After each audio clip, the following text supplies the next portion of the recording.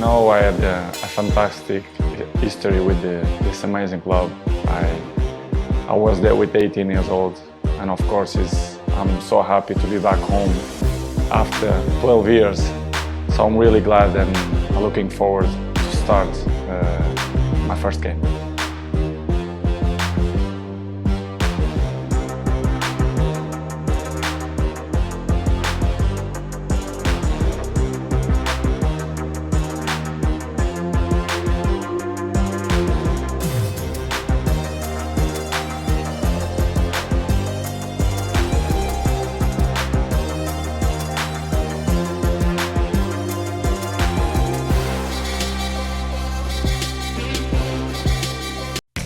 Cristiano Ronaldo has big shoes to fill on his return to Manchester United.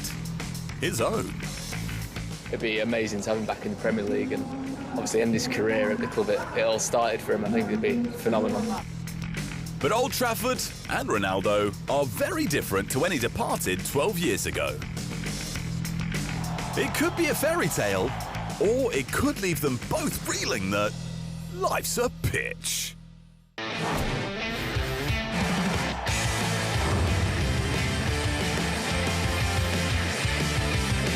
What a week it's been, with the Champions League draw throwing up some tantalising matchups.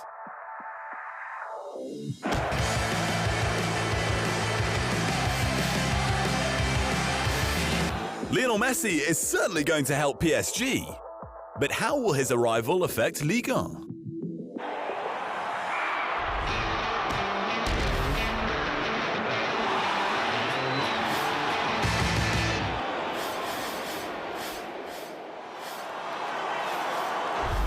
Let's kick off with this week's talking points.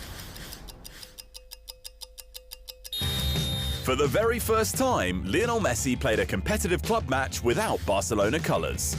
Though it took 66 minutes for Mauricio Pochettino to bow to the pressure of the Rem crowd that had been chanting his name throughout. He scored no goals and made no assists, but he still left the 20,000 at the Stade Auguste Delon starstruck, with even Rem goalkeeper Predrag Rajkovic asking Messi to pose for a photo with his kid at the final whistle. The records keep tumbling for Bayern Munich's Robert Lewandowski, as against Hertha, he broke another of legend Gerd Müller's marks by scoring in his 16th match straight, and doing so in style with a hat-trick, his 15th for the club, the second being his 300th goal for them. With a 1-0 win at Molineux, Man United extended their away unbeaten streak to a record-breaking 28 matches, a run that stretches back to February 2020. That's before the pandemic, if anyone can remember such a time. Arsenal are down bad right now, as bad as you can get. Bottom of the Premier League with no points and no goals. Meanwhile, Tottenham are top of the table, the first time ever that a day has ended with the rivals in those positions. Should Mikel Arteta be sacked, or is the real problem higher up? Because 2 years ago, Josh Kroenke told fans to be excited, but the only ones excited right now are wearing white. And that was this week's Talking Points.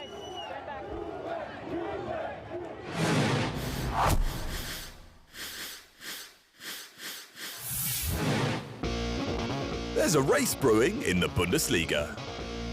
With Bayern's Robert Lewandowski and Borussia Dortmund's Erling Haaland both kicking off the season in the same vein they finished the last one, each of them with 5 goal involvements in their opening 3 matches. Sure, last season, Haaland finished 3rd for the Golden Boot with 1 less than Frankfurt's Andre Silva and 14 behind Lewandowski's record-breaking 41 for Bayern. But as Louis showed, records are there to be broken. And with Haaland becoming the youngest to win the Champions League Golden Boot at 20 last season, he'll have the taste to break another. Coming up, the draw for the 2021-22 Champions League group stage threw up some wild encounters.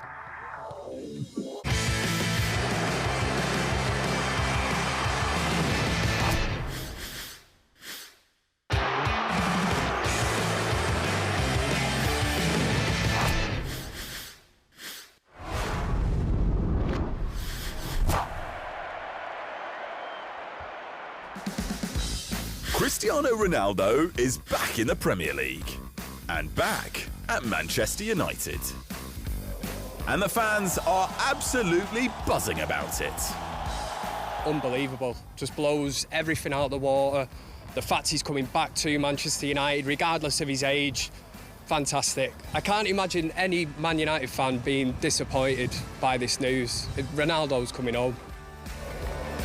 It might even, at least temporarily, cool fans' anger at the club's owners, which was kind of the point. The Glazers said to have only spurred into action at the thought of more protests outside Old Trafford if a club icon had joined their hated crosstown rival City, as was being reported. As a symbol, Ronaldo is everything the Glazers could want. A reminder of the glory days, while showing that the club, though lacking a league title in 8 years, was still an attractive destination for the world's best, having also brought in Rafael Varane and Jadon Sancho. United's announcement on Twitter became the most liked post by any sports team ever, surpassing 2 million. Doing the same on Instagram with over 12.9 million likes. Their share price jumped 8% within hours, worth some £212 million. Far outstripping the £12.8 million transfer fee to Juventus, and the possible £7 million in add-ons, and his £4 million in wages over the 2 years of his contract. So yeah, even at 36, the guy has as much pulling power as he did when he left Manchester 12 years ago, if not more. I think that the arrival of Cristiano Ronaldo is a good thing. Cristiano Ronaldo moves back to a club where he was loved, where he did so well for a long time, and I think it is a very good move for Manchester United.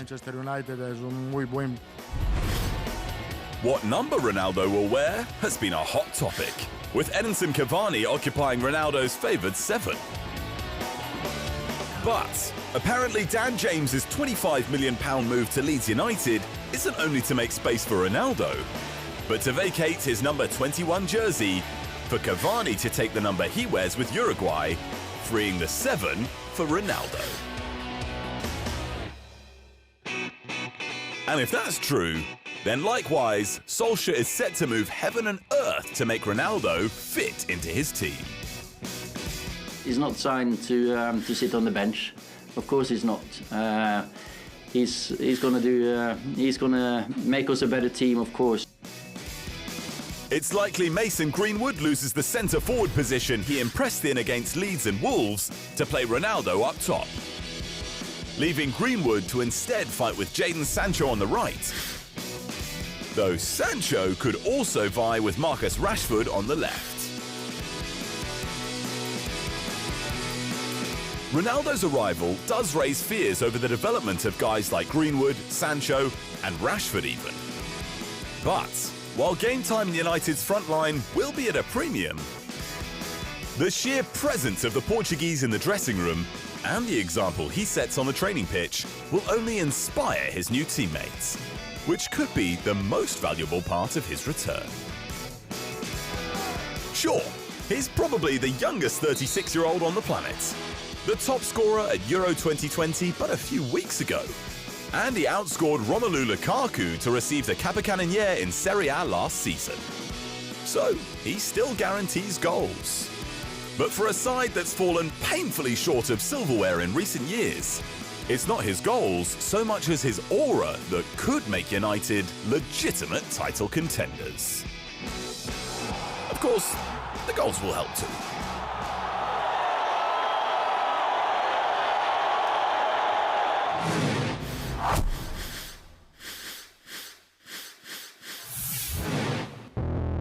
The group stage for the 2021-22 Champions League is set. And my, oh my, has it thrown up some absolutely quality matchups. As it should. These are supposed to be the best of the best, representing the very pinnacle of the game. Take Group A, which has been graced with the new age rivalry dubbed El Clasico. With the Abu Dhabi-backed Manchester City drawn alongside the Qatar-backed Paris Saint-Germain. Not forgetting the Red Bull-backed RB Leipzig, leaving Club Brugge merely hoping to not just make up the numbers. I mean, we love those kind of matches, so it will be very interesting. It's not easy for sure. Respect to Manchester City, which is a big team, one of the best in the world, so I think will be an interesting group. PSG handled their losses to Man City in both legs of last year's semi-final by beating City to the signature of Lionel Messi. And while City have yet to lose to PSG in the Champions League, their new signing Messi has actually scored more goals against the citizens, with 6 in 6, than any other side in the competition. Group B has received this year's Group of Death tag, with La Liga champions Atletico Madrid, 6-time champions Liverpool, 2-time champions Porto, and 7-time champions AC Milan, returning to the competition after a 7-year absence. Three great teams. Therefore, the matches will be very difficult, and we are happy we can play them. After many years, we are back at this level, and I hope that Milan can do well. Erling Haaland will be aiming for back-to-back golden boots, with Borussia Dortmund drawn in Group C with Sporting, Ajax and Besiktas. While there's a sense of déjà vu in Group D, after Inter Milan, Real Madrid and Shakhtar Donetsk were drawn together for the 2nd year in a row. If not for Moldova's Sheriff Tiraspol, Inter might fear repeating last season's last-place finish too, even if it did help them focus on winning the Scudetto. Barcelona have a rough start to their post-Messi era in the Champions League, kicking off against Bayern Munich. The very Bayern that inflicted Barca's heaviest Champions League defeat ever barely a year ago, with an 8-2 drubbing in the pandemic-delayed quarter-final of 2019-20. And that was with Messi. But with Benfica and Dinamo Kiev rounding out Group E, Barca shouldn't be at risk of missing out on the knockout stages. Group F too has plenty of tension, with Atalanta and Young Boys being drawn with Europa League winners Villarreal, and the guys they beat to win it, Manchester United. Though this time, they'll be facing Cristiano Ronaldo after he returned to Old Trafford. The same Ronaldo that scored 13 goals in 15 games against Villarreal when he was at Real Madrid. If there was one perhaps slightly uninspiring group, it's probably Group G.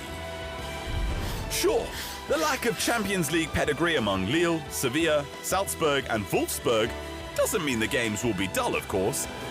It just lacks the romance that Group H has, containing the defending champions Chelsea, Italian juggernauts Juventus, and those spicy away days in Russia with Zenit. It's a very interesting draw, and we expect a lot of interesting games, and we all look forward to Champions League start again. Ivanovic probably could have said that with a bit more gusto, but he's right. There are a lot of interesting games across all the groups, and we can't wait for it to start on September 14th.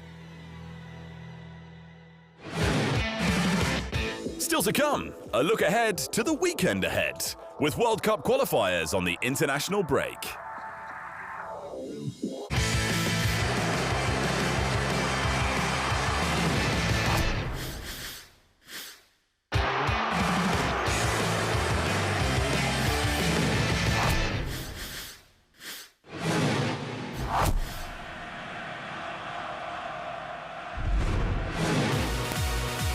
Manchester City paid tribute to two legends of English football, with statues adorning the east side of Etihad Stadium. Vincent Kompany and David Silva. Apparently, anyway. With Liverpool fans quick to point out that Silva looks more like Kenny Dalglish. And Man United supporters suggesting Kompany shows much resemblance to Wayne Rooney. But whether it's Silva or Dalglish, Kompany or Rooney, City fans will no doubt enjoy now seeing a couple of football's all-time greats at each and every home game.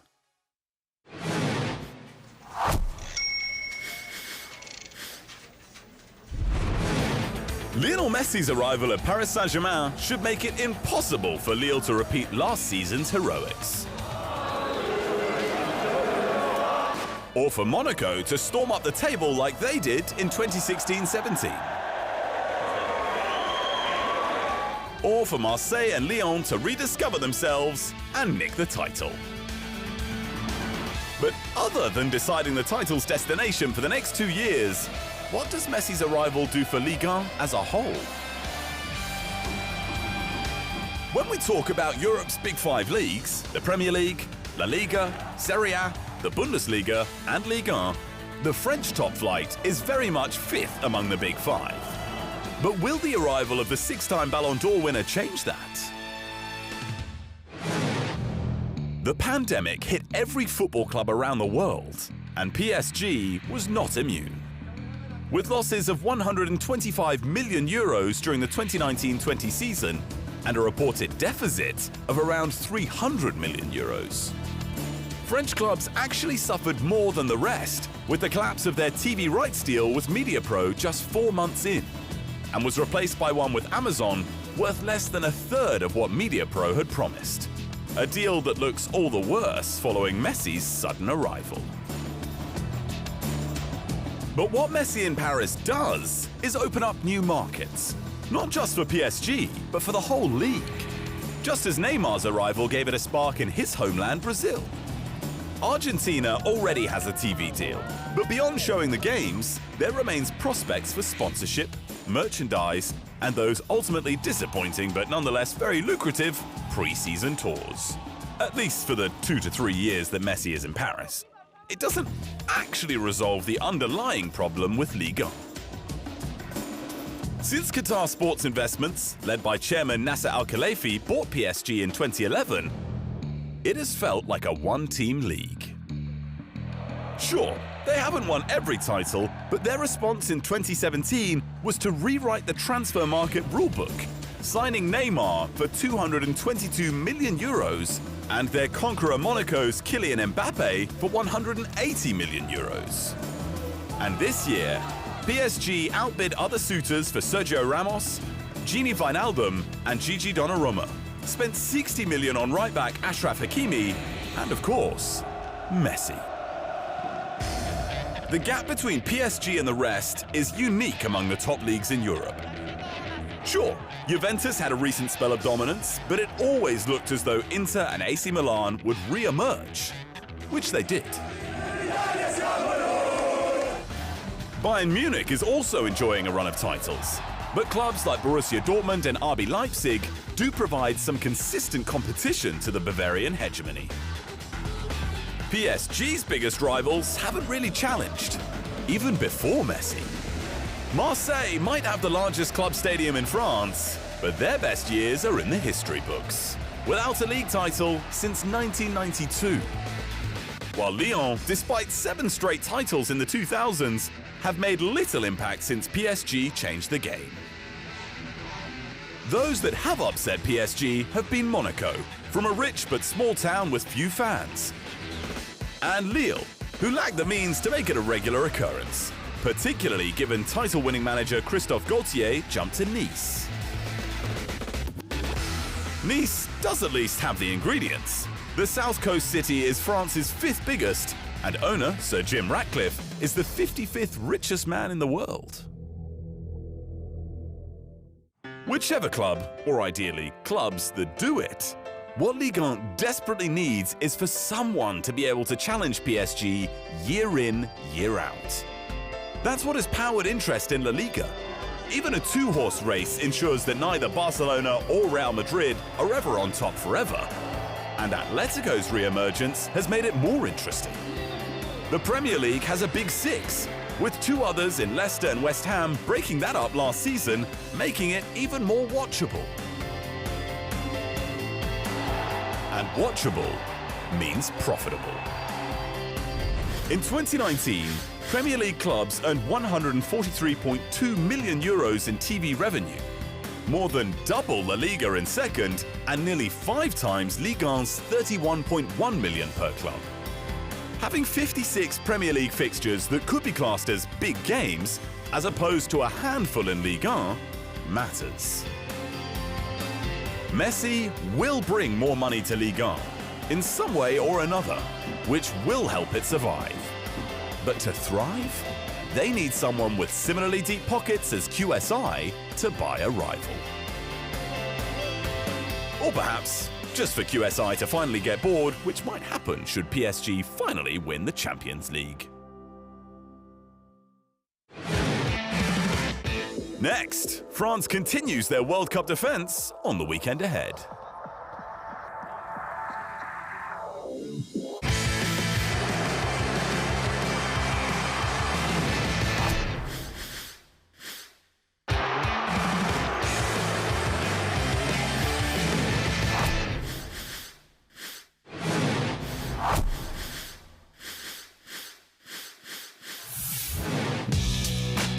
It's the international break. The worst international break, with the club season barely into its stride. But on the agenda this week is World Cup qualifying. With world champions France continuing the defence of their title away.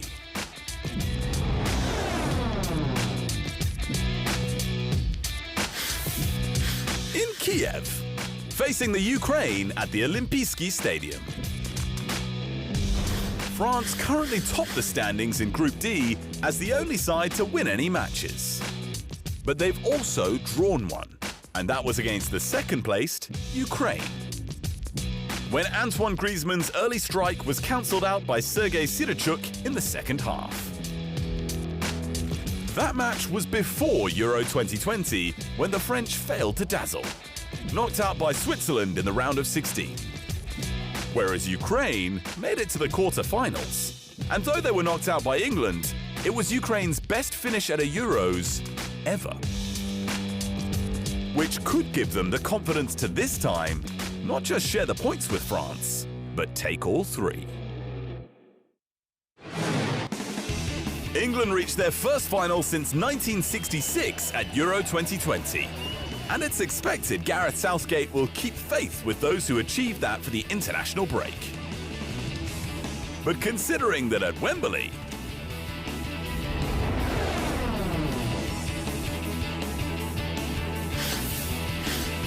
England host Andorra in one of the most lopsided matchups in Europe, Southgate has scope to experiment. They've played Andorra 4 times before, scoring 16 and conceding 0. Which is probably why Southgate thought it possible to give Leeds United's Patrick Bamford his first international call-up at the age of 27. Sure, Bamford's 2021-22 season hasn't started that well, scoring just once in his 3 games. But 17 Premier League goals last season did make him the most proficient England forward behind only Harry Kane. Euro 2020 champions Italy face familiar foes this international break.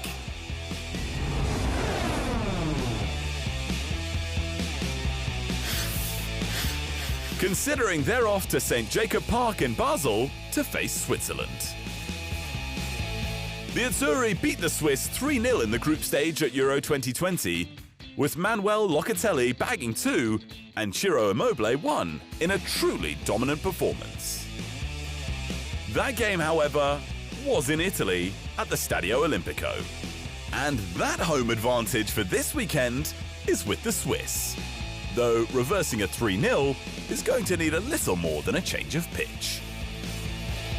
Perhaps though, now that they are champions of Europe, there's every chance Italy are in a hangover period. And this weekend could be Switzerland's best chance to make them feel that life's a pitch.